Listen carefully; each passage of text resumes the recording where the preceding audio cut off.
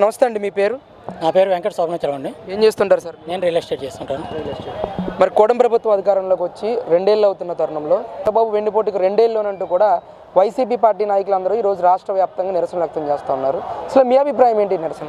అసలు ముందు వైసీపీ పార్టీకి వెన్నుపోటుకి అనే మాటకి అర్థం తెలుసా? ఏ నాయకుడు కూడా ప్రజలకు వెన్నుపోటు పడవటం అనేది ఏ విధంగా ఉంటుందో అది వైసీపీ వాళ్ళు చేసి చూపించారు. ఎందుకంటే వైసీపీ పాలనలో అరాచకం, రౌడీజం, ఫ్యాక్షనిజం అన్నీ కూడా ఏ విధంగా ఉంటాయో అది. ఎందుకంటే ఫ్యాక్షనిజం కానీ రౌడీజం కానీ కొన్ని ప్రాంతాలకే పరిమితం. వాటిని వీళ్ళు ఆంధ్రప్రదేశ్ మొత్తం కూడా చూపించారు. ఎందుకంటే ఒక పక్క చిన్న పిల్లోడు నా అక్క ఎమ్మడి పడుతున్నాడని చెప్పి అడిగితే పెట్రోల్ పోసి తగలబెట్టారు. ఒక పక్క ఏమో కనీసం మాస్క్ లేవు, కరోనా వచ్చిందంటే ఒక డాక్టర్ని పిచ్చోడిని చేసి నడి రోడ్డు మీద కింద పడేసి బట్టలు లేకుండా ఆయన చావుకు కారణమయ్యారు. అట్లాగే వాళ్ళ ఎమ్మెల్సీ చూసుకుంటేనేమో ఒక కార్ డ్రైవర్ని తీసుకెళ్ళి చంపేసి డోర్ డెలివరీ చేశారు. అట్లాగే వాళ్ళ నాయకులు చూసుకుంటే ఏ మహిళని కూడా బతికినేవాళ్ళు. ఒకటి చూస్తేమో బట్టలపై తీసుకుని న్యూడ్ కాల్ చేస్తాడు, ఇంకోటి చూస్తేనేమో గంట అరగంట అంటాడు, ఇంకోటి చూస్తే కన్యాసుకన్య అంటాడు. ఇట్లాంటి పాలనలో ఏ ఒక్క నాయకుడినన్నా నువ్వు సస్పెండ్ చేయగలిగేవా? అట్లాగే వెన్నుపోటు అంటున్నావు. వెన్నుపోటు పొడిచినోడు ఎప్పుడు కూడా ప్రజల మధ్యలోకి రాడు. ఈరోజు వాళ్ళు మేము సూపర్ 6 సూపర్ హిట్ అని ఈరోజు 3 ప్రాంతాల్లో, ఎందుకంటే నువ్వు 3 రాజధానులు అన్న 3 ప్రాంతాల్లో కూడా వాళ్ళు తిరుపతి, ఇటు అమరావతి, అటు కోస్తాంధ్రలో కూడా వాళ్ళు మేము విజయోత్సవ సభలు పెడుతున్నాం అని చెప్పి ధైర్యంగా ప్రజల ముందుకు ప్రజల మధ్యలోకి వాళ్ళు వస్తున్నారు. ఏ రోజైనా నువ్వు ప్రజల మధ్యలో గెలిచిన తర్వాత ప్రజల మధ్యలోకి రాగలిగావా? నువ్వు రోడ్డు మీదకి వస్తే చెట్లు కొట్టేయాలి, పరదాలు కట్టాలి. ఆ రోజు పాపం చిరు వ్యాపారం లేదన్న కొట్లు పెట్టుకుంటాం అంటే ఆ రోజు వాళ్ళ వ్యాపారం బంద్ చేసుకోవాలి. ఏ ప్యాలెస్కే పరిమితమైన నువ్వు ఏ రోజు వెన్నుపోటు గురించి మాట్లాడే నైతిక హక్కు అనేది నీకు లేదు. అంటే ఇక్కడ చంద్రబాబు నాయుడు ఎలక్షన్ ముందు ఇచ్చిన సూపర్ 6 హామీలన్నీ కూడా ఈరోజు గాలికి వదిలేసి ప్రజలకు మోసం చేసి వెన్నుపోటు పొడిచాడు అని చెప్పేసి మాట్లాడుతూ ఉన్నాడు జగన్మోహన్ రెడ్డి. వైసీపీ నాయకులు ఎలా చూస్తారు? ఏమండి, జగన్మోహన్ రెడ్డి అధికారంలోకి వచ్చే ముందు నేను మాట తప్పను మడం తెప్పును అన్నాడు. రావటమే అమరావతికి వెన్నుపోటు పొడిచాడు. ఏమండి, ఆ ఉద్యోగస్తులకు ఇచ్చిన హామీ పిఆర్సీలో వెన్నుపోటు పొడిచాడు. ఏమండి, చిన్న సన్నకారు రైతులకు వెన్నుపోటు పొడిచాడు. ఎక్కడ దాకా ఎందుకోండి, నేను మేడికొండ ప్రాజెక్టు చెప్పాడు, మా నాన్న శంకుస్థాపన చేశాడు, నేను ప్రారంభిస్తున్నాను, దీన్ని జాతికి అంకితం చేస్తున్నాడు. కనీసం అన్నం తిని, కనీసం బుద్ధి, కనీసం జ్ఞానం ఉన్న ఎవడైనా ఇట్లాంటి మాటలు మాట్లాడతాడా? ఒక ముఖ్యమంత్రి స్థాయి వ్యక్తి వచ్చి కనీసం అన్నింటిలో టన్నెల్లో ఇది ఇరుక్కుని పోతే దాన్ని ఎట్లా ప్రారంభోత్సవం చేస్తాడు, దాన్ని ఎట్లా పూర్తయిందని చెప్తాడు, దాన్ని ఎట్లా జాతికి అంకితం చేస్తాడు? మరి మొన్న చూస్తే ఆ రోజు జాతికి అంకితం చేసిన నాయకుడు ఈ రోజు చూసి కనీసం మేడికొండ ప్రాజెక్టుకి డబ్బులు రిలీజ్ చేయట్లేదు. అసలు నువ్వు జాతికి అంకితం చేసావు, పూర్తయిపోయిన ప్రాజెక్టుకి డబ్బులు రిలీజ్ చేయటం ఏంటి? అసలు నువ్వేమైనా మాట్లాడుతున్నావు? నీకేమైనా మతం ఉందా, తెక్కుందా, లేకపోతే ఏముందో ప్రజలకు అర్థం కావట్లేదు. నువ్వు సైకో అన్న సంగతి జనాలందరికీ తెలుసు. దాన్ని పదే నిరూపించుకుంటూ ఎవడో ఒక స్క్రిప్ట్ రాసిస్తాడు. దాన్ని ఒక పదాన్ని పదం లేకోకుండా పేపర్ చూడుకోకుండా మాట్లాడలేని నువ్వు ఒక మాజీ ముఖ్యమంత్రివి. దానికి తోడు ఏ పని వెనక జరిగిందో ఏ పని ముందు జరిగిందో తెలియకోకుండా, అవగాహన లేకోకుండా నువ్వే శంకుస్థాపన మా నాన్న శంకుస్థాపన చేశాడు, నేను ఓపెన్ చేశాడు అనే రీతిలో మాట్లాడే నువ్వు జనాలకి ఒక మా ముఖ్యమంత్రి అంటే వాళ్ళ జనాలు మేమే విధంగా ఓట్లు వేసామని చెప్పు తీసుకొని కొట్టుకునే పరిస్థితుల్లో జనాలు ఉన్నారు. అంటే ఇక్కడ చంద్రబాబు నాయుడు గురించి కూడా ఆయన పెద్ద ఎత్తున విమర్శలు చేస్తూ ఉన్నారు.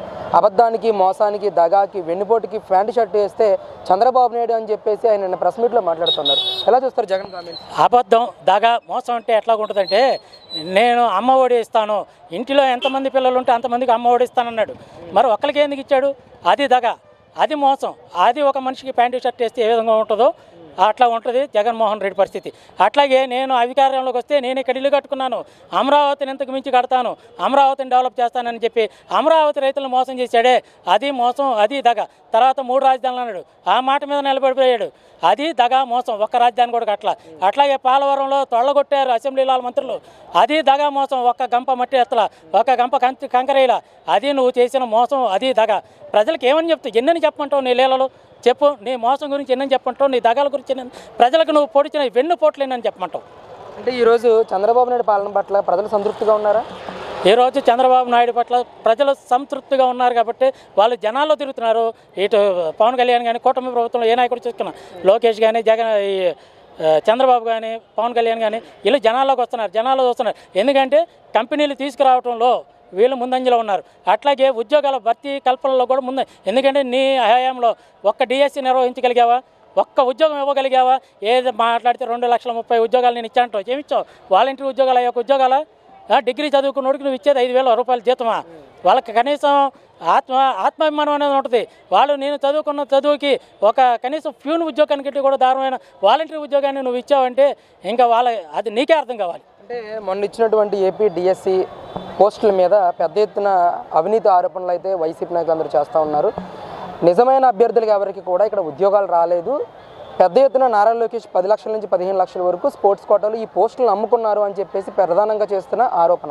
దీని మీద మీ అభిప్రాయం ఏంటి? ఏమండి, వాళ్ళకి అమ్మ పెట్టదు అడుక్కు తిన్నది అనే సామెత వీళ్ళకి కరెక్ట్గా సరిపోద్ది. ఏదో వీళ్ళు డిఎస్సీలు పెట్టి ఉద్యోగ కల్పనలో యువతకు భవిష్యత్తు ఇస్తూ ఎన్నెన్నో సంవత్సరాలుగా పెండింగ్ పడిపోయిన డిఎస్సీని వీళ్ళు తీసుకొచ్చి మళ్ళీ ఉద్యోగాల కల్పనలో భాగంగా యువతకు మేలు చేస్తున్న తరుణంలో వీళ్ళు వచ్చి అమ్ముకున్నారు, చేశారు, అమ్ముకున్నారు. నువ్వురా, నీ దగ్గర ఏం ఆధారాలు ఉన్నాయో బయటపెట్టు.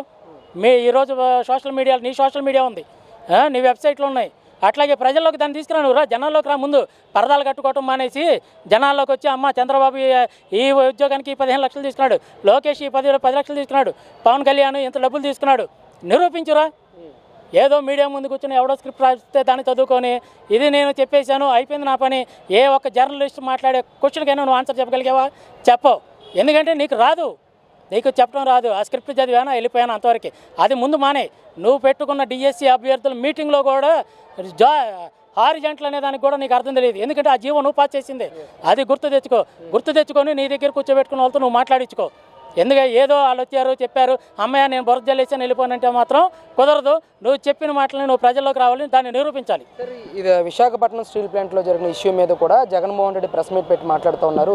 ఈరోజు ఇక్కడ ఉన్న విక్టిమ్స్ అందరినీ కూడా నారా లోకేష్ అవమానపరిచే విధంగా మాట్లాడుతూ ఉన్నాడు. నేను గతంలో ₹1 ఇస్తే ఈరోజు 25 లక్షలు ఇవ్వడం ఏంటి అని చెప్పేసి ఈయన మాట్లాడడాన్ని ఎలా చూడొచ్చు? ₹1 ఎవరికి ఇచ్చాడు? నేనా? దేనికి ఇచ్చాడు? ఎవరికి ఇచ్చాడు? స్టీల్ ప్లాంట్లో జరిగితే నేను వచ్చి ₹1 ఇచ్చాడా? అసలు ఆ స్టీల్ ప్లాంట్ ఎత్తేద్దామని చూసిన మనిషి అతను. అట్లాంటి వాడు వెళ్ళి ₹1 అసలు స్టీల్ ప్లాంట్ని ఏ రోజు ఆదుకున్నాడండి? ఆంధ్ర రాష్ట్రంలో కేంద్ర ప్రభుత్వం ఇది తీసేయమంటే నిస్సందేహంగా తీసేయటానికి పూనుకున్న వ్యక్తి అతను. ఎందుకంటే ఈ విషయం కూడా సాక్షాత్తు అతని దగ్గర చేసిన ఒక ఐఏఎస్ బయటకు వచ్చి స్టీల్ ప్లాంట్ని తీసేద్దామని చెప్పి మీడియా ముఖంగా అతను వచ్చి చెప్పాడు, నీ చెప్పుతో నువ్వు కొట్టుకోవాలి. అట్లాంటి వాడు నువ్వు ఇవాళ స్టీల్ ప్లాంట్ గురించి మాట్లాడుతున్నావు. నువ్వు ₹1 ఎవరికి ఇచ్చావా? ఎల్జీ పాలిమర్స్ జరిగిన దుర్ఘటనలో నువ్వు ₹1 ఇచ్చావు. ఎంతమందికి ఇచ్చావు? ఈరోజు అదే బాధితుల దగ్గరికి వెళ్ళు, ఒక సూపర్ స్పెషాలిటీ హాస్పిటల్ కడతానన్నావు, అక్కడ కట్టావా? ప్రజలను ఆదుకుంటానన్నావు, అక్కడ బాధితులను ఆదుకుంటానన్నావు, ఆదుకున్నావా? సిగ్గుండాలి చెప్పే మాటలకి. ఎవడో ప్రజలు ఇవాళ చెప్పింది రేపు మర్చిపోతారనుకో. మాకు అక్కడ బాధితులు ఉన్నారు, అక్కడ జరిగిన సంఘటనలు ఉన్నాయి, ఆ రోజు నువ్వు మాట్లాడిన మాటలు ఉన్నాయి. నువ్వు ఎంతమందికి వెళ్ళి ₹1 ఇచ్చావు అక్కడికి రా, అక్కడ బహిరంగ చర్చ పెడదాం. అట్లాగే నిన్న జరిగిన స్టీల్ ప్లాంట్ కూడా అక్కడ వీళ్ళు ప్రభుత్వం, ఇది కేంద్ర ప్రభుత్వం చేయాల్సిన నష్టపరిహారం, ఇది కేంద్ర ప్రభుత్వం ఇవ్వాల్సిన నష్టపరిహారం. ప్రభుత్వం ఏమంటే తక్షణ సాయం కింద 25 లక్షలు అనౌన్స్ చేసింది. ₹25 లక్షల చెక్ అక్కడ ప్రతి బాధితుడికి అందజేసింది, చనిపోయిన ప్రతి ఒక్కరికి కూడా. ఏంటి నువ్వు ఈ ప్రభుత్వాల గురించి చెప్పేది? అక్కడికి వెళ్ళి ఆ ఎమ్మటిని ఎల్జీ పాలిమర్స్కి నువ్వు వెళ్ళి ఎంత వస్తుందా ఎంత దోస్తుందా ప్రైవేట్ కంపెనీ నుంచి నువ్వు బేరసారాలు మాట్లాడుకొని నువ్వు వచ్చేసావు. అక్కడ బాధితులకు నువ్వు స్వయంగా వెళ్ళి చెక్ అందించావా? ఒక బాధితుడిని వాదార్చావా? ఏంటో ఇవాళ వచ్చి నేను రేపు ₹1 ఇచ్చేస్తానంటే నమ్మే స్థితిలో ప్రజలు లేరు. అంటే స్టీల్ ప్లాంట్ కాపాడిందే నేను, గతంలో లేఖలు రాసి జీవోలు ఇష్యూ చేసి స్టీల్ ప్లాంట్ ప్రైవేటైజేషన్ అవ్వకుండా నేను కాపాడానని చెప్పి జగన్మోహన్ రెడ్డి మాట్లాడుతున్నారు. అసలు వాళ్ళ దగ్గరున్న సాక్షాత్తు వాళ్ళ ప్రభుత్వంలో పనిచేసిన ఐఏఎస్ చెప్పాడండి. దీనికి ఎవడో నువ్వో నేనో ఇంకోటి చెప్పింది కాదు. పోనీ ఐఏఎస్ వచ్చే డబ్బులు ఇస్తే చెప్పిన అతను కాదు. వాళ్ళు వచ్చేపాటికి ఒక ప్రిన్సిపల్ సెక్రటరీ హోదాలో ఉన్న అతను వచ్చేపాటికి మనం స్టీల్ ప్లాంట్ని తీసేద్దాం అని నిష్కర్షగా చేస్తే అతనికి మర్చిపోయి తలపట్టుకునే స్థితిలో అతను ఉన్నాడు. ఎందుకంటే నువ్వు చేసినవన్నీ దుర్మార్గాలే. రావటం ప్రజావేదికను కూల్చావు, ఆంధ్ర రాష్ట్రాన్ని నాశనం చేసావు. ఏం నువ్వు చేసేది బాగు? ఏం చేసావు? అసెంబ్లీలో తీర్మానం చేసి ఉంటావు, నువ్వు ఆపావా? ఏ ఒక్కరోజన్నా కానీ నువ్వు అక్కడ నిరాహార దీక్ష ధర్నాలు చేస్తున్న వాళ్ళని వెళ్ళి ఆదర్చావా? నువ్వు వెళ్తేనేమో చుట్టూ పరదాలు కావాలి, చుట్టూ మనుషులు ఎవరు ఉండకూడదు. అసలు నీ ఎంత దుర్మార్గ పాలనంటే నువ్వు ఒక ప్రాజెక్ట్ ఓపెన్ చేసావు, అద్దె గేట్లు తీసుకొచ్చావు, పెట్టావు, తీసుకొని వెళ్ళిపోయావు. అట్లాంటి బ్యాచ్ నీది. నువ్వా చెప్పేది ఆ ప్రజల గురించి, ప్రజలను ఆదుకునే విషయం గురించి. ఈ ప్రభుత్వానికి ఎవరికి ఎంత ఇవ్వాలో అవన్నీ ప్రజలకు తెలుసు. అది కేంద్ర ప్రభుత్వం నుంచి రావాల్సిన ప్రతి రూపాయి కూడా అక్కడ కార్మికులకి ఈ ప్రభుత్వం తీసుకొచ్చి అందిస్తుంది. ఆ ప్రభుత్వంలో ప్రతి వ్యక్తికి కూడా ఒక ఉద్యోగం ఇస్తానంది, అది ఉద్యోగం కూడా ఇస్తుంది.